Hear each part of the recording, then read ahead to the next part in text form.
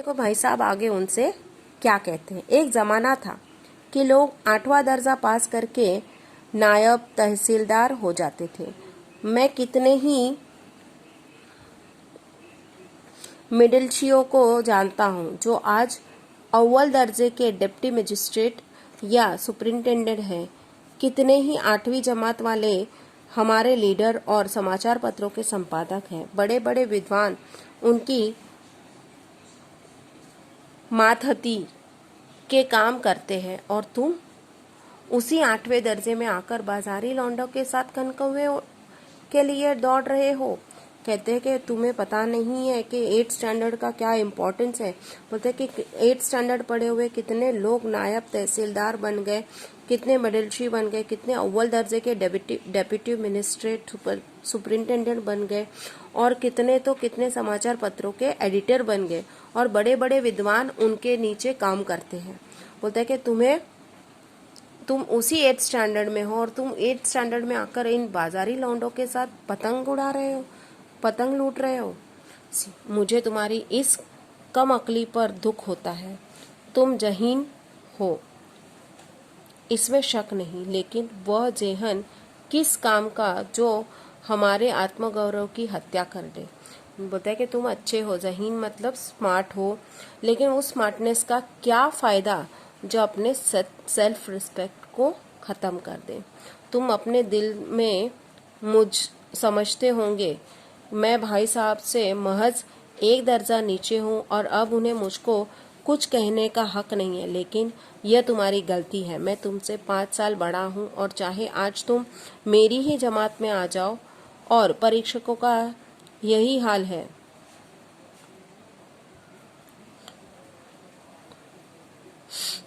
आ जाओ और परीक्षकों का यही हाल है कि निसंदेह अगले साल तुम मेरे समकक्ष हो जाओगे और शायद 1 साल बाद मुझसे आगे भी निकल जाओगे, लेकिन मुझ में और तुम में जो 5 साल का अंतर है उसे तुम क्या खुद भी नहीं मिटा सकते।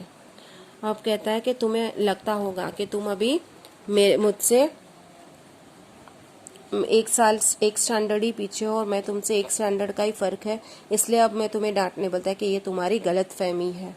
तुम चाहे बोलता है कि अगर एग्जामिनर का ऐसा ही हाल रहा तो तुम चाहे नेक्स्ट ईयर मैं वापस फेल हो जाओ, तुम मेरे स्टैंडर्ड में आ जाओ, तो भी बोलता है कि तुम में और मुझ में एज का 5 इयर्स का डिफरेंस है, तो मैं तुम्हारा बड़ा रहूंगा और मुझे पूरा हक है तुम्हें डांटने का। ये तुम्हारी गलत फहमी है। ओके। और बोलता है कि ये अंतर जो है वो उसे तुम क्या खुदा भी नहीं मिटा सकता। मतलब तुम में और मुझ में जो 5 इयर्स का अंतर है वो तुम क्या भगवान भी उसको झुटला नहीं सकते। मैं तुमसे 5 साल बड़ा हूँ और हमेशा रहूंगा। मुझे दुनिया का और जिंदगी का जो तजुर्बा है तुम उसकी बराबरी नहीं कर सकते। बोलता है कि मैं तुमसे 5 साल बड़ा हूँ और वह हमेशा रहूंगा, इसलिए तुमसे मुझे ज़्यादा एक्सपीरियंस है दुनिया का और इसलिए तुम मेरी बराबरी नहीं कर सकते, चाहे तुम MA और डिफिल्ड और लीड ही क्यों ना हो जाओ। बोलता है कि तुम चाहे MA डिफिल्ड यानी बड़ी बड़ी डिग्री लेकर के भी क्यों ना हो, लेकिन जो ये अंतर है वो हमेशा ही रहेगा। समझ किताबें पढ़ने से नहीं आती, दुनिया देखने से आती है। बोलता है कि एक्सपीरियंस से ही तुम्हें नॉलेज प्राप्त होता है, वो बुक पढ़ने से नहीं आती। हमारी अम्मा ने कोई दर्जा नहीं पास किया और दादा भी शायद 5वीं 6ठी जमात के आगे नहीं गए, लेकिन हम दोनों चाहे सारी दुनिया की विद्या पढ़ ले, अम्मा और दादा को हमें समझाने और सुधारने का अधिकार हमेशा रहेगा। बोलता है कि हमारे मम्मी पापा को ही देख लो, मम्मी तो शायद कोई स्टैंडर्ड पढ़ी ही नहीं है और पापा भी 5th 6th, लेकिन बोलता है कि वो चाहे हम कितने भी बड़ी हो जाए, लेकिन हमारे मम्मी पापा को पूरा हक है हमें समझाने का, हमें सुधारने का पूरा अधिकार उनके पास है। केवल इसलिए नहीं कि वे हमारे जन्मदाता है, बल्कि इसलिए कि उन्हें दुनिया का हमसे ज्यादा तजुर्बा है और रहेगा।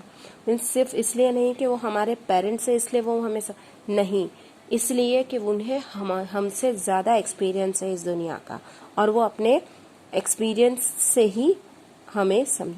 अमेरिका में किस तरह की राज व्यवस्था है और 8वें हेनरी ने कितने ब्याह के और आकाश में कितने नक्षत्र हैं, यह बातें चाहे उन्हें न मालूम हो, लेकिन हजारों ऐसी बातें हैं जिनका ज्ञान उन्हें हमसे और तुमसे ज़्यादा है। मतलब कि अमेरिका में कौन सी राज व्यवस्था चल रही है, 8वें हेनरी ने कितनी शादियाँ की, कितने आकाश में नक्षत्र है, कितने तार, भले उनका ज्ञान हमारे मम्मी पापा का न हो, लेकिन अभी भी हजारों ऐसी चीज़ें हैं जिनका ज्ञान उन्हें है, उन्हें हमसे ज़्यादा है, हमसे और तुमसे ज़्यादा है। देव न करे आज मैं बीमार हो जाऊं तो तुम्हारे हाथ पांव फूल जाएंगे। दादा को तार देने के सिवा तुम्हें और कुछ न सूझेगा, लेकिन तुम्हारी जगह दादा हो तो किसी को तार न दे, न घबराए, न बदहवास हो। पहले खुद मर्ज पहचान कर इलाज करेंगे, उसमें सफल न हुए तो किसी डॉक्टर को बुलाएंगे। देखिए, भगवान न करे चलो आज मुझे कुछ हो जाए, मैं बीमार हो जाऊं, तो तुम तो एकदम डर जाओगे और डर के मारे तुम पिताजी को ही बुलाओगे, उसके अलावा तुम्हारे पास कोई चार। लेकिन अगर तुम्हारी जगह पापा रहेंगे तो वो क्या करेंगे, वो पहले मुझे देखेंगे मेरी बीमारी क्या है, उसके अपने से उसको ठीक करने का, अगर नहीं होगा तो वो मुझे फिर डॉक्टर को के पास ले जाएंगे। बीमारी तो खैर बड़ी चीज़ है, हम तुम तो इतना भी नहीं जानते कि महीने भर का खर्च महीना भर कैसे चले। मुझे बोलता है कि बीमारी तो जाने तो बहुत बड़ी चीज़ है, लेकिन तुम और हम तो ये नहीं जानते कि एक महीने भर का खर्च कैसे चले। जो कुछ दादा भेजते हैं उसे हम 20-22 तक खर्च डालते हैं। बोलते हैं कि जो कुछ पापा लाते हैं वो हम 20-22 तारीख तक तो ख़त्म कर देते हैं और बाद में, लेकिन जितना आज हम और तुम खर्च कर रहे हैं उससे आधे में दादा ने अपनी उम्र का बड़ा भाग इज्जत और नेकनामे के साथ निभाया है और कुटुंब का पालन किया है। बोलते हैं कि जितना आज हम खर्च करते उससे भी आधे खर्चे में उन्होंने अपने घर का खर्च पूरी आधी उम्र बिताई है, और वो भी बहुत ही इज्जत और इसके साथ, और उसके साथ हमारी फैमिली को भी उसने संभाले रखा है, जिसमें सब मिलकर 9 आदमी हैं। मीन्स हमारी फैमिली में सब मिलकर कितने लोग हैं, 9 लोग, 9। अपने हेडमास्टर साहब ही को देखो, एमए है कि नहीं, और यहाँ के एमए नहीं ऑक्सफोर्ड के 1000 रुपये पाते हैं, लेकिन उनके घर का इंतजाम कौन करता है, उनकी बूढ़ी माँ। हेडमास्टर साहब की डिग्री यहाँ बेकार हो गई। देखिए, हमारे हेडमास्टर साहब को ही ले लो, देखिए वो एमए पढ़े और भी यहाँ पे नहीं, ऑक्सफोर्ड यूनिवर्सिटी से एमए पढ़े हैं, तो सोचो कितने लेकिन फिर भी उनका सैलरी कितनी है, 1000 रुपीज़। फिर भी उनके घर का खर्च कौन चलाता है, उनकी बूढ़ी माँ। बोलते हैं कि वो तो चलाना उनके बस की बात ही नहीं है, खर्च पूरा न पड़ता था। पहले खुद घर का इंतजाम करते थे, खर्च पूरा न पड़ता था, कर्जदार रहते थे। जब से उनकी माताजी ने प्रबंध अपने हाथ में ले लिया है, जैसे घर में लक्ष्मी आ गई है। बोलता है जब वो खुद अपना खर्च निकालते थे तब उनसे वो इतने पैसे में वो अपना खर्चा पूरा नहीं कर पाते थे, उल्टा उन पे कर्जा हो गया था। जब से उनकी माँ ने अपने हाथ में पूरा कारोबार लिया है तो बोलता है अब तो उनके हाथ यानी बचत भी होती है। तो बोलता है तो भाईजान, यह गुरूर दिल से निकाल डालो कि तुम मेरे समीप आ गए हो और अब स्वतंत्र हो। तो इसलिए ये गर्व जो तुम्हें गुरूर हो गया है वो गुरूर निकाल दो। तुम्हारे में ये सोच आ गई है कि अब तुम मेरे नज़दीक आ गए हो और तुम फ्री हो गए हो, वो छोड़ दो। मेरे देखते तुम बेराह न चलने पाओगे। मीन्स जब तक मैं रहूँगा तो मैं तुम्हें बेराह नहीं होऊंगा, मीन्स तुम्हें बिगड़ने नहीं दूंगा। अगर तुम यो न मानोगे तो मैं यानी इसका प्रयोग भी कर सकता। मीन्स थप्पड़ दिखाते हुए कहता है कि अगर तुम ऐसे नहीं मानोगे तो मैं तुम्हें मार कर भी इसका भी प्रयोग कर सकता हूँ, मीन्स मार भी सकता हूँ। मैं जानता हूँ तुम्हें मेरी बातें ज़रूर जहर लग रही होगी। मीन्स बोलते कि मैं जानता हूँ कि ये सब बातें जो मैं तुम्हें कह रहा हूँ, ये मेरी बातें तुम्हें बहुत कड़वी लग रही होगी। मैं उनकी इस नई युक्ति से नतमस्तक हो गया। मुझे आज सचमुच अपनी लघुता का अनुभव हुआ और भाई साहब के प्रति मेरे मन में श्रद्धा उत्पन्न। मीन्स बोलता है कि उनकी आज जो ये नई युक्ति थी उसका मैं कायल हो गया। कहते हैं कि मैं बोलते कि मुझे आज सचमुच मेरे छोटेपन का एहसास हो गया था और मेरे भाई के प्रति मुझे सेल्फ रिस्पेक्ट हुई थी उत्पन्न। मैंने सजल आंखों से कहा, हरगिज नहीं, आप जो कुछ फरमा रहे हैं वह बिल्कुल सच है और आपको उसके कहने का अधिकार है। तो मैंने आंसू भरी आंखों से उन्हें कहा कि हरगिज नहीं, बोलते आज आप जो कुछ भी कह रहे हो और आपको कहने का पूरा पूरा अधिकार है। होता है कि वो सच है और वो कहने का आपको पूरा पूरा अधिकार है।